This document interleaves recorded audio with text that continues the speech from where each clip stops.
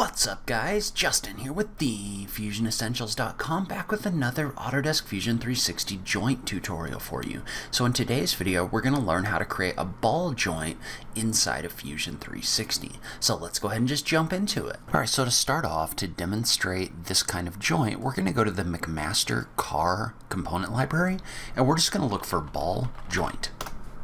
And so what that's going to do is that's going to allow us to find a few different ball joints that are in here. In this case, I'm going to focus on this ball joint linkages, just because it's a good example of how we can also use rigid joints in order to create a more complex joint. And so you can go with any of these that you want. I'm going to go with the ball joint linkages, and we're just going to select one of these. It doesn't really matter which one. And we're going to go to product detail. And then we'll go down and select 3D step and click save.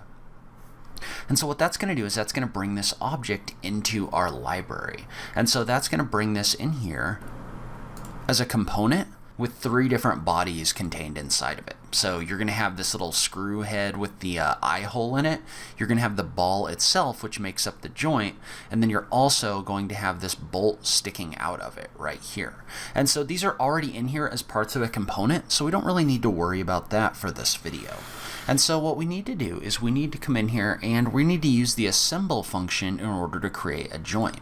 So if we go into assemble and click on joint, then we can start creating this. And so one thing that we're going to need to do, the most important thing here, is making sure that this point where this little marker is the same between our 2 different objects. So because what we're going to do is we're going to select our 2 different components, and the problem is right now these bodies are all in here as part of one component, and so I'm going to take all 3 of these.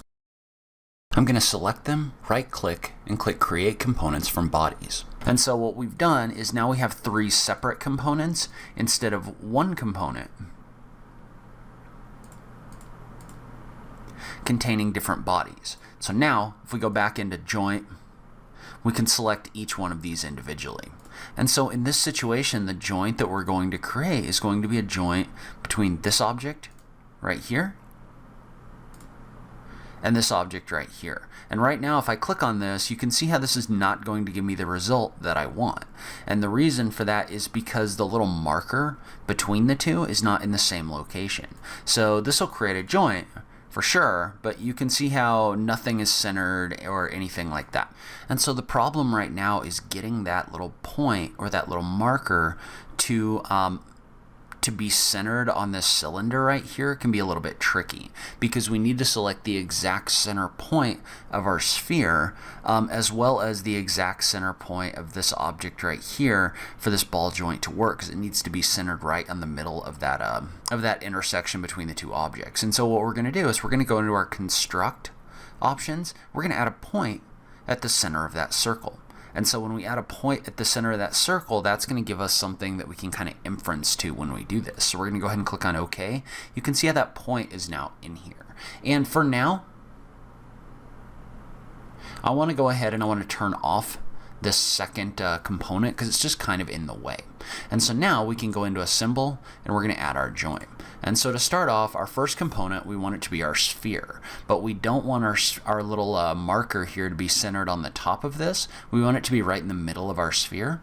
So if we hold the control key and then move our mouse down, you can see how the little marker will let us inference to any points that are in here. Well, in this case, we can use this central point right here. So you hold the control key and click on this to select your first object, and then because we set this little inference point in here, we can now also select that for this second object. So if I mouse over this and hold control and then mouse over this point right here, I can click, and that allows me to set this central point.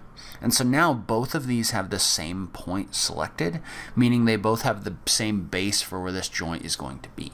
So now what I want to do is I want to set this to be a ball joint. So go down to your motion type and set it to ball. And you can see how now this is moving around inside of this object. And you can click on the play button in order to preview this. And so the pitch and the yaw seem to be working exactly the way that we want them to. So we can go ahead and click OK. And so now one other thing we need to do, because if we click and drag on this, it's going to move around, is we want to take this component, right click on it, and we want to ground it. because we need to tell this which object is not going to move inside of our component when we simulate this. So we want to right click on this component and click on ground.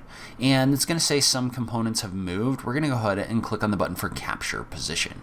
So now, if I click off of this and then click and drag, you can see how this ball joint moves around inside of this housing. So it's very easy to move this around the way that this is. And so now what we need to do though is we need to also set this so that this bolt moves along with our ball joint, because right now it's not moving along with our ball joint. And so now what we need to do is we need to set a joint between this ball joint and this bolt. So in order to do that, we're just going to come in here and we're just going to click on joint, and we're just going to basically inference over maybe this object right here, and we're going to hold the control key and click on this marker. And then we're going to do the same thing with the ball joint. And in this case, the position isn't quite as important because it's a rigid joint, meaning it's not going to move. So we can just mouse over this and click on this button right here. And so now you can see how, because we have this set to a rigid joint, all we've done is we've created a movement relationship between these two objects. So now if I click on OK, if I go back and I look at this joint, well, now if I click on this bolt and move it around, it has a rigid joint with this ball in here, meaning that it's going to move. Whenever you move the bolt, now the ball moves with it. So this is now a rigid joint, meaning that these two things are locked together when there's a movement. And so one other thing about this is right now if I move this, you can see how it's a little bit problematic because it'll go through this edge right here.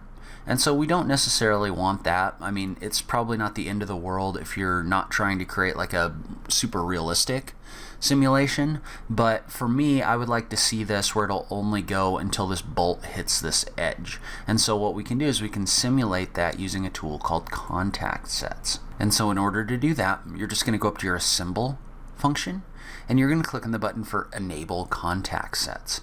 And so what that's going to do is that's going to turn this on so that so this is now going to start doing calculations for collisions between different objects.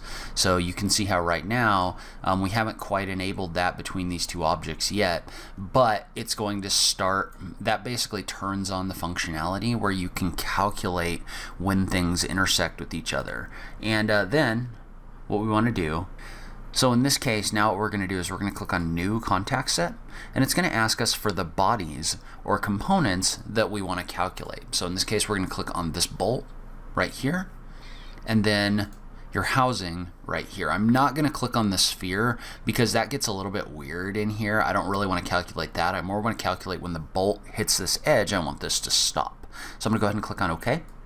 Well, now you can see how when I move this, I can only move this until it runs into an object. I can't move it any further. So now this is a really realistic contact set in here in the sense that it's actually calculating collisions between these two objects inside of Fusion 360. So that's where I'm going to end this video. Leave a comment below and let me know what you thought. Have you used the ball joint before? Or do you find this kind of tutorial helpful? I just love having that conversation with you guys. If you like this video, please remember to click that like button down below. If you're new around here, remember to click that subscribe button for new Fusion 360 content every week.